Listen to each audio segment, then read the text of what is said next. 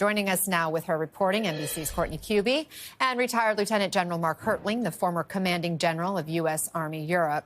Courtney, why is the administration thinking of giving up this major NATO post?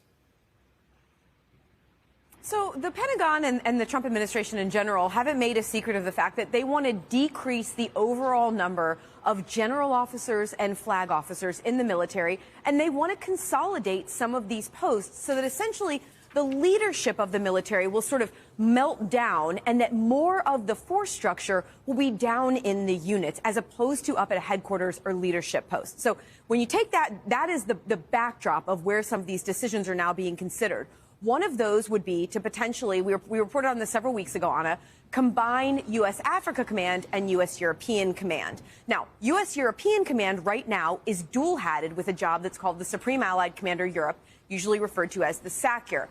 That is essentially the person, the four-star U.S. general, who is in charge of all the NATO military forces throughout Europe. As you mentioned, that is a job that has been held by a U.S. commander since Dwight D. Eisenhower, since the 1950s. It's always been held by the U.S.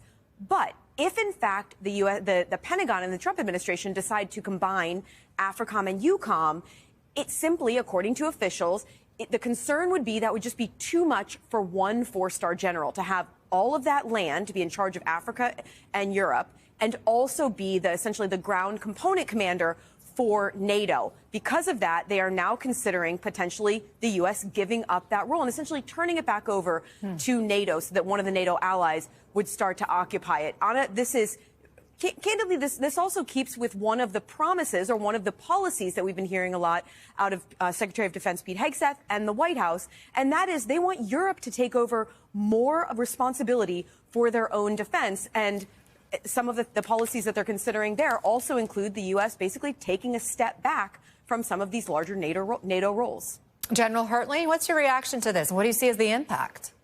Yeah, I saw Courtney's reporting a few weeks ago, and it shocked me at the time, truthfully, Anna.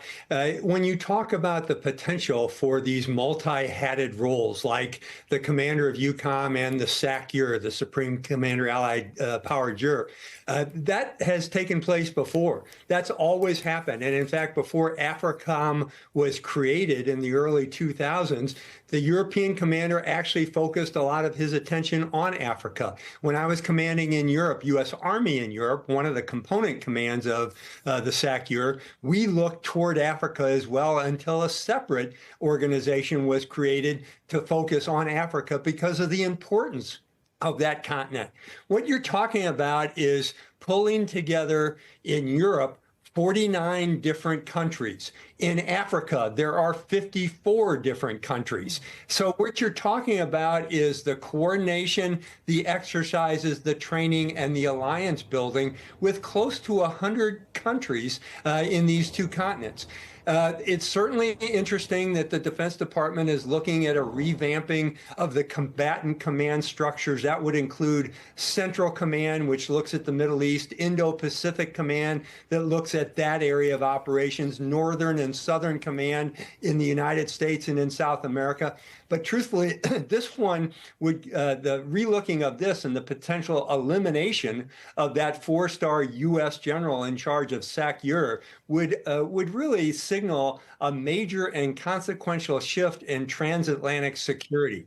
The one question you might ask is, okay, who's going to take that person's place from one of the allied nations? Is it going to be Germany, France, Poland, Estonia? I mean, who's going to be the next four-star that is going to attempt to pull together those 49 countries in Europe and the 32 countries that in a growing NATO? So all of that is very interesting. There's a lot of dynamics to it. And one would think that as we look toward European countries starting to build their capabilities, which they have been doing over the last several years, is you might want to get that set before you determine who the four-star commander is going to be. Quickly, if you will, General, just your thoughts on these 60,000 jobs from the Pentagon that are expected to be cut now. The Pentagon saying it's not going to impact military readiness, but how can it not? 60,000 people. Yeah.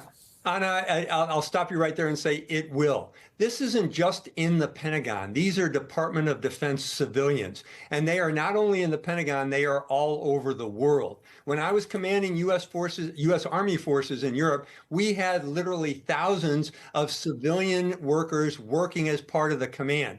These are individuals that take a long-term look at what's going on in the organization. They contribute to the ins and outs of military forces leaving. And you're talking about people that work in all the environments of Army, Navy, Air Force, Marines, Space Force. They have expertise that some of the military individuals do not have, and they're the long-term linkages between all of that.